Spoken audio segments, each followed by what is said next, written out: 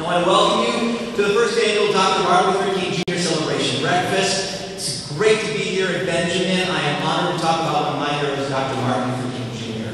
The wonderful thing about Dr. King, of course, his words, his life story. He continues to inspire us 42 years later after he was assassinated in Memphis, Tennessee. In honor of Dr. King, here's my top 12 list of inspirational quotes from Dr. King. Dave Letterman may have top 10. I've got top 12. Do better than him. As CBS 12 morning news anchor, I'm contractually obligated, by the way, to do that top 12 list. The speech would have been a lot easier if I worked at Channel 5, but you're stuck with me in my top 12 list. All right, number 12. Dr. King inspires us to serve. Here's the quote. Everybody can be great because anybody can serve. You don't have to have a college degree to serve. You don't have to make your subject and your verb agree to serve. You don't have to know Plato or Aristotle to serve. You only need a heart full of grace and a soul generated by love. Talking to Bradford, I know the students here are doing a lot in your community. You live out this principle all the time. The principle that to whom much is given, much is expected. I know a lot of you give back. You do it because it makes you feel good. You know that it helps people in your community. We can do more. The spirit of Dr. King lives every single time you guys mentor another student, when you help pets in our community, when you work to raise money to fight diseases, when you try to end hunger. That spirit lives on. 30,000 African children under the age of 5 die every single day. That means that one child dies every 3 seconds. Many from preventable diseases. Wrap your head around that. 30,000 every single day. And more of what's happening in Haiti, but think about that. Not everybody can save lives in Africa and Haiti, but to do nothing is inexcusable. We can raise money, we can raise awareness, we can do so much. Many of you guys are doing things, and many of you can pick a profession where you simply can make a difference in our community. We all have something to offer, we have something to give, something to share. Roll up your sleeves and make your words match your deeds.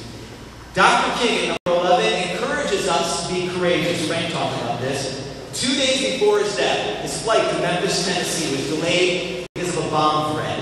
The people around him were frightened. One of his advisors, Dick Gregory, often talks about that he thought he was going to die each time that he was around Dr. King. He felt that scared. There was friends, but he also knew that there was extreme hatred and there were a lot of enemies around Dr. King. A lot of bitterness. But Dick Gregory said even though that he was scared, his confidants were scared, Dr. King never showed fear. In his last speech, he says, I would like to live a long life. Longevity has its place, but I'm not concerned about that now. I want to do God's will. The next day, he was killed by a sniper's bullet in room 306 of the Lorraine Hotel in Memphis, Tennessee. Number 10, Dr. King inspires us to fight for what we believe in. I mean, here's a man committed to nonviolence, but he spent a lifetime. He never backed down, never gave up, constantly, passionately fighting for what he thought was right. He once said the ultimate measure of a man is not where he stands in the moment of comfort and convenience, but where he stands in times of challenge and controversy. You all have a responsibility to make this generation better and the next generation better. Sometimes that's not going to be popular, but Dr. King lived a life believing that if you stand for nothing, you will fall for everything. Number 9, be filled with hope. No matter the setbacks, the fire hoses, the police dogs, the time spent in jail, Dr. King always believed in hope. He said if you lose hope, somehow you lose the vitality that keeps life moving. You lose that courage to be, that quality that helps you go on in spite of it all. And our president during the last election talked about the audacity of hope. You may be surprised to know that in the midst of the civil rights battle back in 1964, Dr. King in an interview with the BBC predicted that a black person would soon be in the White House. He said, quote, there are blacks qualified to be president right now. There is a problem with prejudice, but I am optimistic about the future. I have seen changes. On the basis of this, we may have a black president in less than 40 years. Dr. King was off by 40 years, and we are inspired by his hope. Number 8, the confidence to contribute. You don't deliver speeches like Frank or Dr. King without having complete confidence in yourself, your ability to shine, and your ability to make a difference. Dr. King said, put yourself in a state of mind. You say to yourself, here's an opportunity for me to celebrate like never before my own power, my own ability to get myself to do whatever is necessary. In college, I used to keep a speech written by former South African President Nelson Mandela in my calendar book. I used to rewrite it every single year and look at it from time to time. Mandela was in his third year of imprisonment in Robben Island in South Africa. Martin Luther King was assassinated in 1968. He often said that Dr. King was an inspiration for the movement in South Africa against apartheid. Mandela wrote, "Our deepest fear is not that we are inadequate. Our deepest fear is that we are powerful beyond measure. It is our light, not our darkness, that most frightens us." We ask ourselves, who am I to be so brilliant, talented, and fabulous? Actually, who are you not to be? So many of us are afraid of success, afraid to stand apart from the crowd. Be strong, be assertive, be smart. Sometimes we feel, this is probably true of some of you kids in school, it's not cool to be the smart kid. So we lower our standards and our expectations, and I'm here to say, show your strength every single day. Show your passion, be confident, be strong. By doing that, you honor yourself, you honor Dr. King, and you honor Nelson Mandela. Number 7, the call for nonviolence.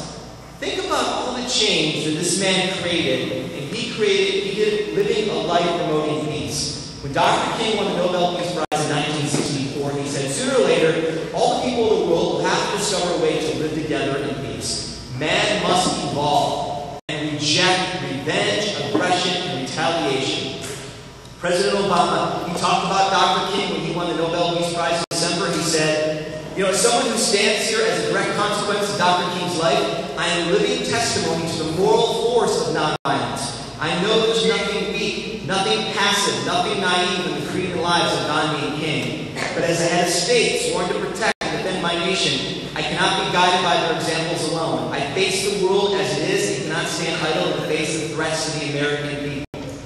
It is a tough thing. Of course the goal, we always want to be nonviolent. And the work continues to live out the ideals of Dr. King, but we are also faced with the realism put forth in that speech by President Obama. Number 6, Dr. King inspires us to have empathy. I used to live in Washington, D.C. I would run around the national monuments. Used to love to climb that 98 steps of the Lincoln Memorial, pretend I was Rocky, theme in the background, the whole thing. And then, after the workout, I was still sweating. I would sometimes sit on the steps and try to imagine the I Have a Dream speech. I would just kind of look out, look to the National Mall, the reflecting pool, what was going through Dr. King's mind when he delivered what some call the greatest speech of all time. He was told he had 4 minutes to speak. He went on for 16 minutes. And those 1,667 words are sometimes called the greatest speech of all time.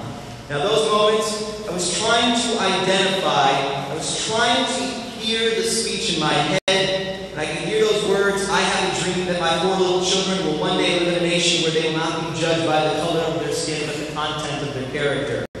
And I was identifying with Dr. King, and for so many years, he really helped white America understand and identify the plight of the oppressed in this country. And while I try to picture that day, and I could try to look out, of course I could never really understand what he could be feeling. He grew up in the segregated South. He went to segregated schools. One time he won a speech in high school. He was feeling very good about himself, and instead he was asked to stand on a bus so that they'd have enough room for the white kids. I shared none of those life experiences, but thanks to Dr. King, I can be empathetic to where he came from. Number 5, Dr. King inspires us to be the best that we can be.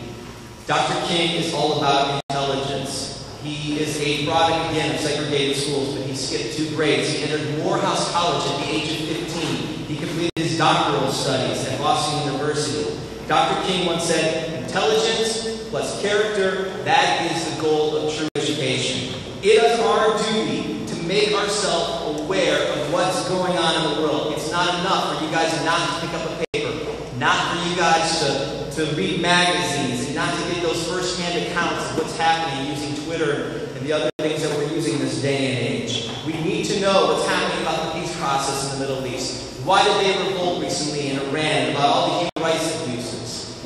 And then also you may want to turn on the local news on CBS 12, 5, and 7.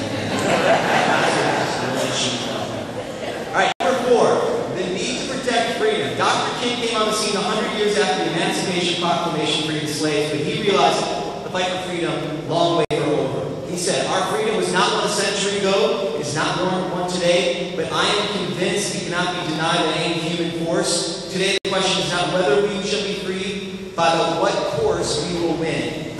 Article 1 of the Declaration of Human Rights says that all human beings are born free and equal in dignity and rights. Being a journalist, I'm concerned about the freedoms around the globe to journalists. Did you know that we are executing journalists in Sri Lanka, that we are stopping websites in China? Malaysia has banned opposition newspapers. There is a lot of work to do in our country with freedoms. The work continues. Number 3 is the power of faith. And here's what Dr. King said about his beliefs. I thought this was interesting. Faith is taking the first step even when you don't see the whole staircase. The foundation, for Dr. King's life was his belief in Christianity. But the core principles he fought for are part of all the world's religions. It comes down to the golden rule, doesn't it? Do unto others as you would have them do unto you. It's a belief shared by Christians and Jews and Muslims and Buddhists, atheists and agnostics. The bottom line for Dr. King was that everybody should be treated with respect, dignity, compassion, and kindness. Number 2, Dr. King's ultimate legacy, he really made us better as people. He made our nation better. His quote, "I have a dream that one day this nation will rise up and live out the true meaning of its creed. We hold these truths to be self-evident that all men are created equal." More needs to be done, more can be done, but I think about the advances we've made in the nation since Dr. King made that speech. And number 1, Dr. King's message to me is ultimately it comes down to love. The quote I picked out is, "When I speak of love, I'm not speaking of some sentimental and weak response.